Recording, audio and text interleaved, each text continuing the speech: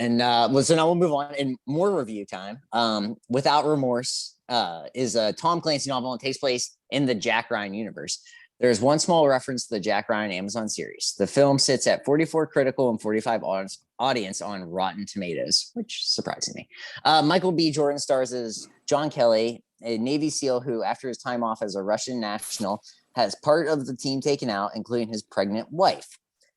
Which that scene was nuts. Kelly turns into a man on fire looking for the fourth gunman that escaped. He operates outside the laws as during his pursuit for information, he kills 2 Russians in plain view and is labeled a felon.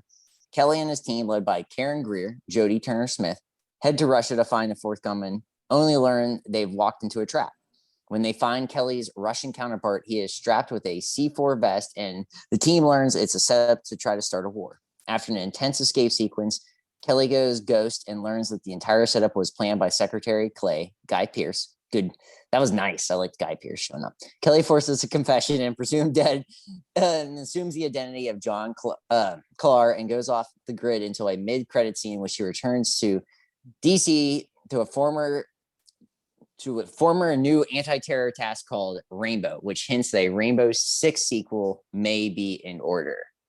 What did you think, Bren? Well, first of all, have you watched the Amazon Jack Ryan series with John Krasinski? No, I mean, I want to, and this is the thing. I actually walked away from. I need to just read Tom Clancy because this seems like, I mean, everything about all this stuff seems right up my alley.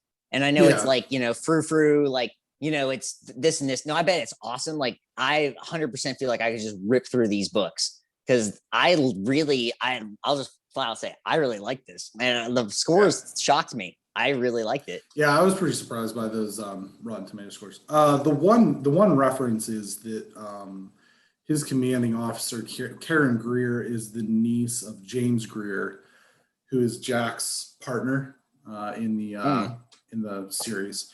So that was like sort of the one little tether there.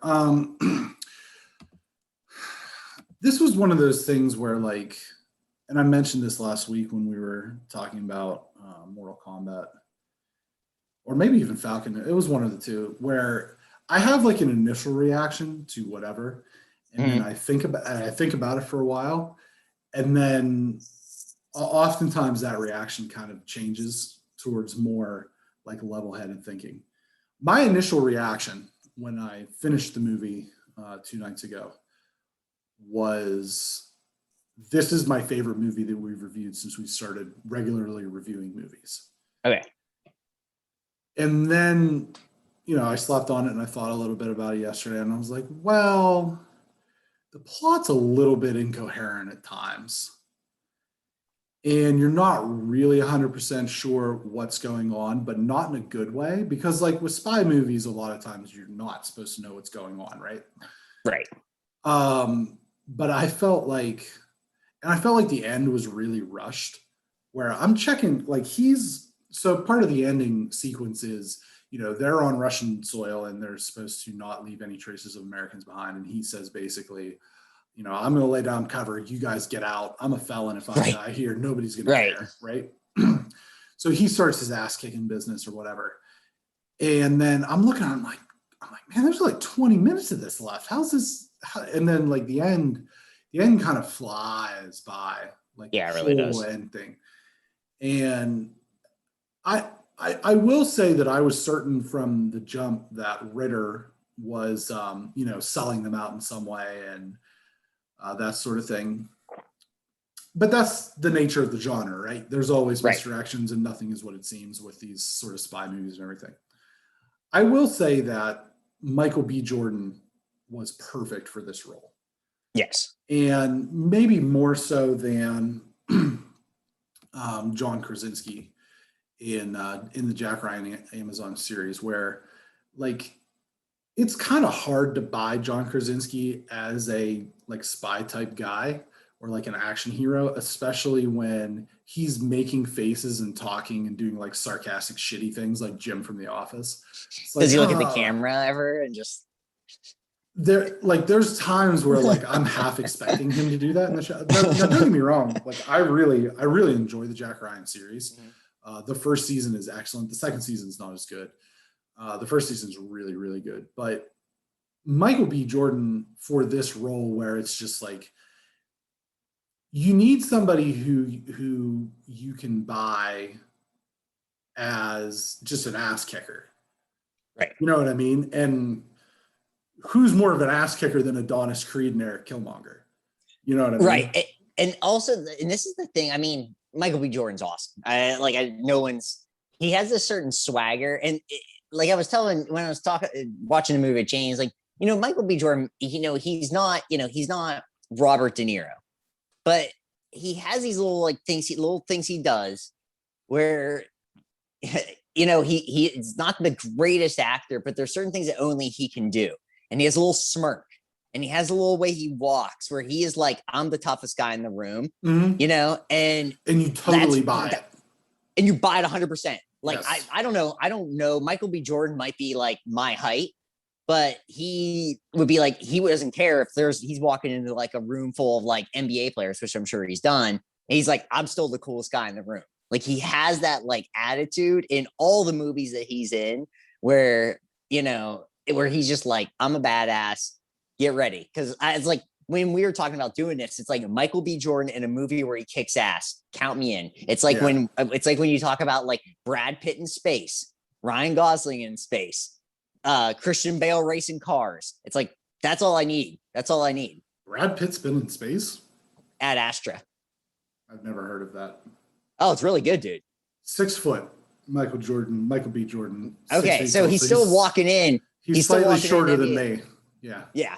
So he's about 2-3 inches taller than me, but he'd totally walk in an NBA locker room with all those guys being giants and just be like, I'm still the coolest guy in the room. Yeah. And we got the sequence of him being like pissed off, which I really enjoyed too. A lot of good sequences in this movie. That the scene where like they try to kill him was really jail? Intense.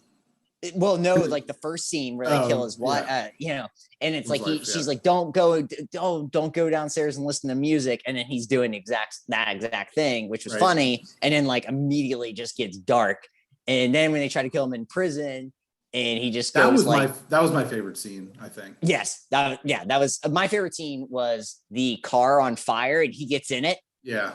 Oh, I was like, that got intense. Me so pumped. Yeah. It was just, the scores are blowing me away. I don't even want to read the reviews because it's going to be like, you're wrong. This is an action movie. What more do you want? I mean, as someone who's like a huge Mission Impossible person, and those movies are awesome too. Like, I don't know those get really good ratings, as they should. This is a very good rendition of a spy thriller. I don't know what people want. It seems weird to me. Unless they're just like Tom Clancy truthers. We're like, well, in this book, blah, blah, blah. But I can't imagine that's necessarily it. But it was weird to me because I was pumped at the end. And now we know we're going to get like we're getting a rainbow movie. Rainbow Six. Yeah. Yeah. I think that one of the tropes, I think one of the criticisms is they use like so many cliche tropes and they kind of rely on those, but that the movie itself is buoyed by his performance. So just to break those two scenes down, and like, this is the difference between this movie and Jack Ryan. And we keep coming back to this because they exist in the same universe. There's there's old Jack Ryan movies. Like, I didn't know how many Jack Ryan novels there were. I think we talked about it on one of these. There's like 25. Yeah. So like The Hunt for Red October, Clear and Present Danger, Patriot Games, Sum of All Fears, like all these movies are Jack Ryan movies. And a lot of these movies also possess the character John Clark. Now, this is after he's, done the whole Without Remorse thing. So Jack is very like, in the Amazon series, he's like very like kind of like patriotic. He's like a CIA analyst in this. And, he's kind of mild mannered and everything. And whereas John Kelly just does not give zero fucks given for him. His wife got killed and he's just on a revenge mission. You know what I mean? So it's kind of like Captain America pre and post Civil War. Kind of. In a way, where he just goes rogue and just like, I don't care anymore. That might be a little bit of a reach. Because even in Civil War, he's like getting upset with Bucky when he kills people. And John Kelly No kid, nah, He no S. doesn't. He cares minimal. And so the fire scene, he's basically told this Russian guy has the name of who the fourth gunman is. And so he plows a tow truck into them and pins them so that they can't get out, dumps a can of gasoline on him, lights it on fire, gets into the car, shoots him in the knee, says, "Tell me who it is," shoots him in the shoulder, "Tell me who it is, give you that. The only thing that's going to save you, the only thing that's going to make this better is I'll just kill you quicker," basically, is his thing. And then he gets they try to silence him and they put him in a prison after he basically murders these two guys. And they put him in a prison with all like Russian mobsters, and they send in 3 guys with the SWAT gear on. And like, this was kind of like I knew what was going to happen because I've seen these situations unfold in the placements that I've worked in, like where you take the shirt off and cover yourself in water to make you harder to grab. And he's got the water to like ruin everybody's traction and everything. He just starts ass kicking. Like there's no other way around it. He's just ass kicking. I thought the end sequence was a little bit, maybe a bridge too far for me. Like as far as like, what are these guys, stormtroopers? You know what I mean? They couldn't hit the broadside of a barn. The twist being, and obviously when we do these reviews, it's they're spoiler filled anyway. But the twist being Secretary Clay being the real final boss bad guy, and he drives him into the Potomac River and just sits there and lets him drown. Yeah, so yeah, I mean, I think that the downside of this is probably that it is maybe a little bit of a by the numbers cliche, a lot of tropes, spy type movie, but at the same time, I think the action is maybe a little bit more brutal than people are used to seeing, and maybe that turns some people off too. But for me, if you're into spy thriller type things, if you're into Tom Clancy at all, if you're into any of that, this is a must watch. This is must watch for sure. I think even if you aren't, you just want to see just some ass kicking. Yeah. Just that. It's that, because this movie does not, it really, like we were talking about how like Mortal Kombat didn't really have as much as we thought. This movie had way more than I thought. Like I was just like, let's just get down and dirty for 90, which I'm down for. This was great. Here's where I want to spin this a little bit, and this is off topic, but it's tangential, right? I think that a lot of people thought for the longest time that as Will Smith kind of aged into his career a little bit, especially with a lot of the action movies and stuff that he was doing towards the beginning of his career, Bad Boys, Men in Black, all that stuff.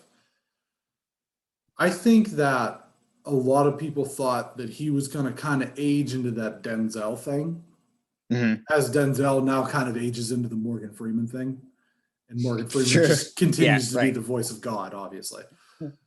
But Denzel kind of ages into the Morgan Freeman thing. I think a lot of people thought that Will Smith was going to age into the Denzel thing. But I think that Michael B. Jordan has kind of passed him by for that. Because at this point in their careers, who pulls off Training Day? Will Smith or Mike Jordan? Who pulls off Man on Fire? I mean, this basically was Man on Fire. This was Man on Fire. And Training Day with Michael, if you redid it with Michael B. Jordan, and like, trying to think who would be like, I know you could, like, actually 20 years, it's been 20 years or whatever since that movie. I would be down for like Michael B. Jordan, and like, trying to think who would be a good, like side to that. I guess it'd be like Michael B. Jordan and like Ryan Gosling. I don't even know who it would be. I mean, that would be great. I would love that. Michael B. This is the thing that I love about Michael B. Jordan is, he knows his lane too, which some people just don't. It's just like, I'm a cool guy. Well, I haven't seen some of the more dramatic roles. I'll admit, I haven't seen Fruitvale Station or Just Mercy. I haven't seen Just Mercy. That's the only one I haven't seen. But I know he'd be cool. Station?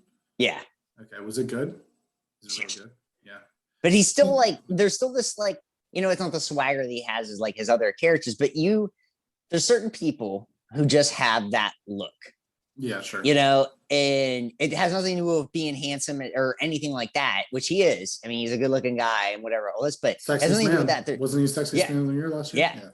Yeah. It has nothing to do with that, though. It's just like there's a certain like that confidence that kind of comes in the room where it's just, even if you're this like down and out guy or you're, it was the Will Smith thing. It really was. I mean, he is kind of that reinvention of Will Smith, which is good. I mean, like you need, for whatever, Will Smith's done in the last, like, how many years, Will Smith was still awesome and did Independence Day and did Fresh Prince and, did Men in Black. Those movies are all like his early movies were really, really good. And what was that first movie he was in the early 90s? It's like escaping my brain.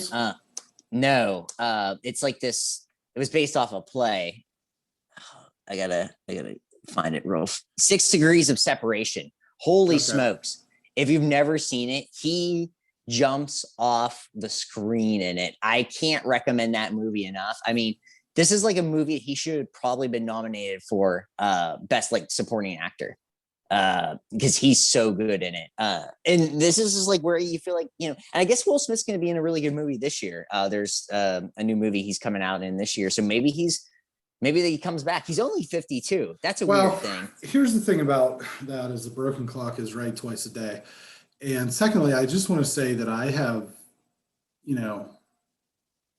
followed Michael B. Jordan since the beginning. I mean, because he was in The Wire, season 1. He was a kid, you know what I mean? And I read this article that he was in a soap opera or like a daytime TV show that Chadwick Boseman actually turned the role down for, or did like that's 1 week on it. Yeah, that's a thing that you can, factoid you can Google. But also Friday Night Lights season 4 and 5. Yeah, great. But I mean, he's come a long way. He's a good actor, and I think that as he gets older, he's like I said, I think he's kind of slipping into that Denzel sort of thing more so than Will Smith.